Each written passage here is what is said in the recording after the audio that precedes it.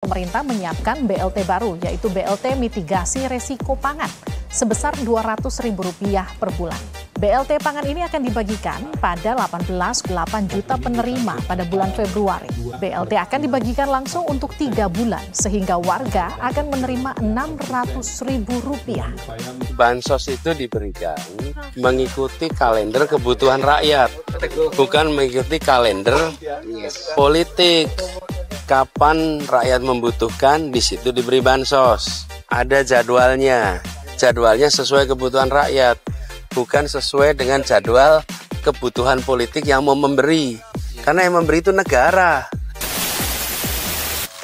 Assalamualaikum warahmatullahi wabarakatuh. Terima kasih buat kawan-kawan semua yang udah terus mendukung channel ini. Semoga kalian dipanjangkan umurnya, selalu diberikan kesehatan, dan selalu dilancarkan rezekinya oleh Tuhan Yang Maha Esa. Amin ya rabbal alamin.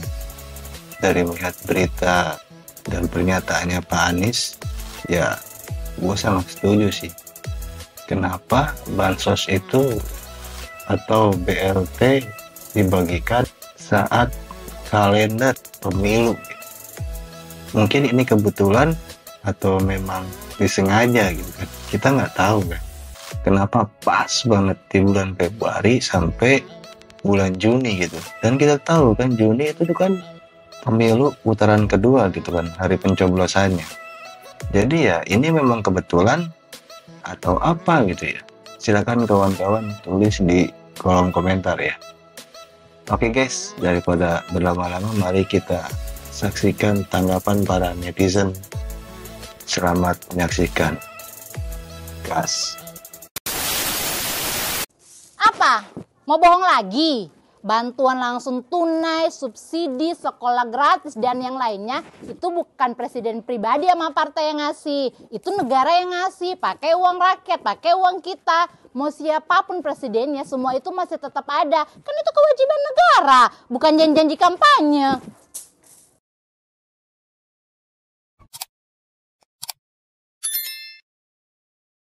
Yang menjadi persoalan itu adalah dua hal, politisasi bansos dan personalisasi bansos. Politisasi bansos itu adalah bansos dan BLT yang dikeluarkan pada waktu yang tidak tepat, yang dikait-kaitkan kemudian dengan kontestasi dan pemenangan salah satu pihak. Ini politisasi yang harus dilawan, tidak boleh. Yang kedua, personalisasi. Sudah di tengah situasi dan kompetisi politik, lalu kemudian dipersonalisasi, seolah-olah itu pemberian pribadi. Itu juga tidak boleh. Nah, itulah yang menurut saya menjadi salah satu persoalan serius dalam pemilu 2024 sekarang. Tidak bisa dibiarkan. Dan karena itu saya setuju dengan Zainal Arifin Mohtar bahwa presiden harus dipincangkan.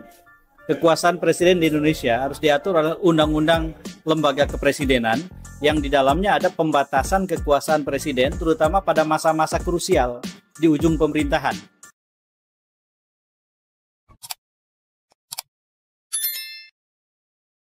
Pak Ndul, apa itu kampanye terselubung, Pak?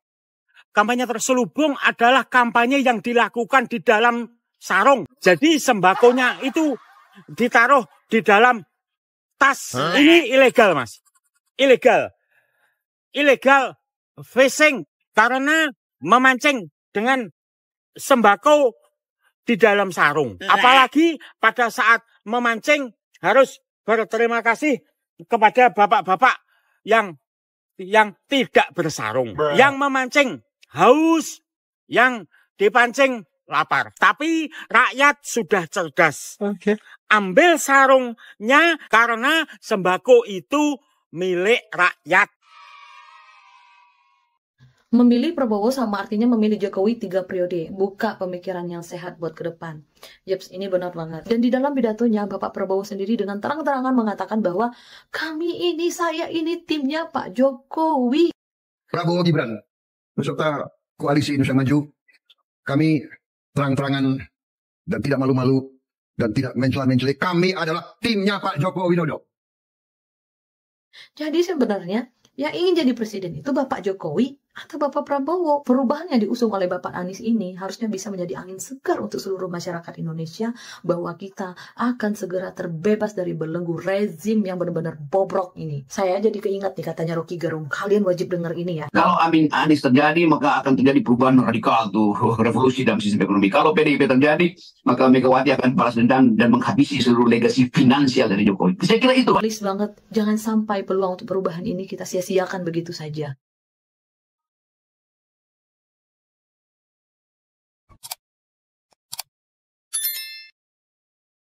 Guys, bahaya ini guys, bahaya guys ya.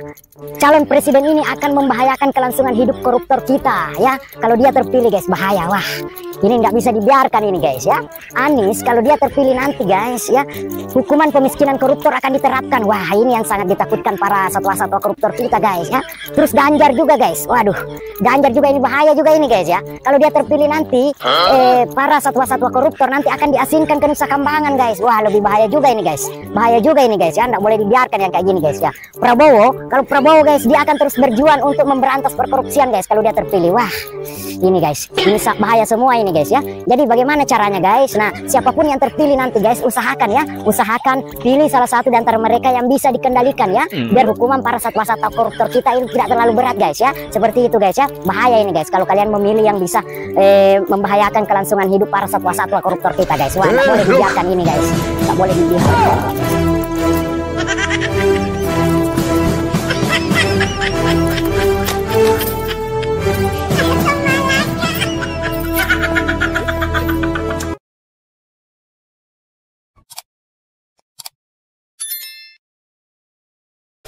Halo semua pendukung paslon 02, aku cuma ingin memberitahu aja kalau ini adalah termasuk 8 program hasil terbaik cepat. Artinya program yang memang utama dari paslon kalian. Yang pertama adalah memberi makan siang dan susu gratis di sekolah dan pesantren, serta bantuan gizi untuk anak balita dan ibu hamil. Nih ya, langsung di website kalian prabowogibran2.id ya. Ini masuk ke program kerja yang 8 program hasil terbaik cepat. Kita lihat kenapa program ini ada. Ternyata adalah untuk stunting. Stunting adalah masalah konkret dan mendesak yang harus segera ditangani secara langsung dan massal oleh pemerintah untuk memastikan tercapai kualitas SDM dan kualitas hidup yang baik. Hal ini dilakukan dengan memberikan makan siang harian kepada siswa prasekolah, sekolah dasar, sekolah menengah SMP, sekolah menengah atas atau SMA, dan pesantren. Kenapa aku secara kedokteran bilang ini lawak? Karena stunting itu dikoreksi di antara umur 0 sampai 2 tahun. Kalau udah di atas 2 tahun, udah terjadi gejala-gejala stunting, itu namanya udah stunted. Jadi apa relevansinya Anda memberi makan anak SD sampai anak SMA? Hah?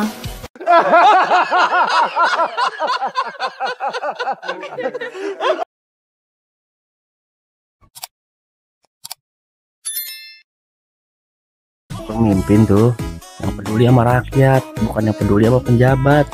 Lagian ya, tugasnya pemimpin tuh mendengar keluhan masyarakat, bukan malah mengeluh dikasih nilai 11 dari 100 ke masyarakat oleh lawan debat.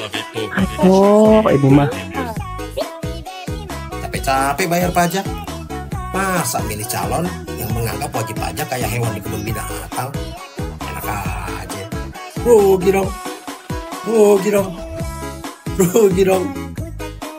Capek-capeknya gue lari pagi nih ya, ternyata lebih capek menyadarkan pendukung 02. Yang benar aja, rugi dong. Oh ada ya influencer yang ngedukung dari hati, ngedukung mah karena dari transferan. Kalau nggak ada transferan, yang benar aja, rugi dong. Oh ada ya orang yang ngedukung karena transaksional, orang mah ngedukung pakai logika. Nyari apa lu? Nyari akal sehatnya. Nanti kalau negara rusak, yang benar aja, rugi dong. Di sana bahas politik, di sini bahas politik, semuanya bahas politik. Tapi kalau nggak bahas politik, konten gua nggak laku. Yang bener aja, rugi dong. Ibarat lagi banjir, yang dibahas ya banjir. Kalau nggak peduli mah nggak peduli aja. Atau emang belum dapat transferan?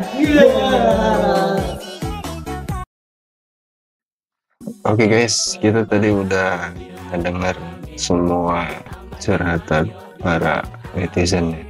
Gue juga udah ngeliat berita-beritanya guys. Jadi sebesar itu ya cinta Pak Lurah terhadap anaknya ya. Ya sama kayak kita juga lah sebagai orang tua ya, yang mencintai anaknya ya. Jadi apapun ya dilakukan gitu. Cuman ini kan kalau menurut gue ya sebagai publik ya, jabatan presiden itu ya memang sangat berkuasa gitu, bisa melakukan apapun.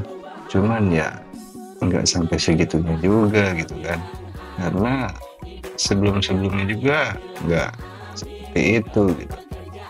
Gue juga nggak ngerti ya kenapa kok bansos itu gampang banget gitu dijadiin alat politik ya, yang katanya bisa menggiring pemilih karena dikasih bansos gitu. Cuman kan sekarang ya rakyat udah pintar lah, sudah cerdas gitu kan. Jadi ya mungkin saja bansosnya diterima, tapi pilihannya itu beda. Karena rakyat ada hak untuk memilih kan, jadi nggak bisa diintervensi lah. Jadi ya terserah rakyat gitu untuk memilih siapa kan. Oke guys, mungkin kita bisa mengambil sisi positifnya dan membuka seluas-luasnya dari semua pernyataan para netizen. Seperti yang gue bilang dari awal ya, sudah banyak alasan untuk tidak memilih 02 ya, karena kita udah lihat sama-sama gitu, sampai Pak Lurahnya juga turun tangan dan semua ditabrak gitu kan. Oke guys, semoga video-video yang gue sajikan itu bermanfaat. Selamat beraktivitas. Wassalamualaikum warahmatullahi wabarakatuh. Salam cerdas.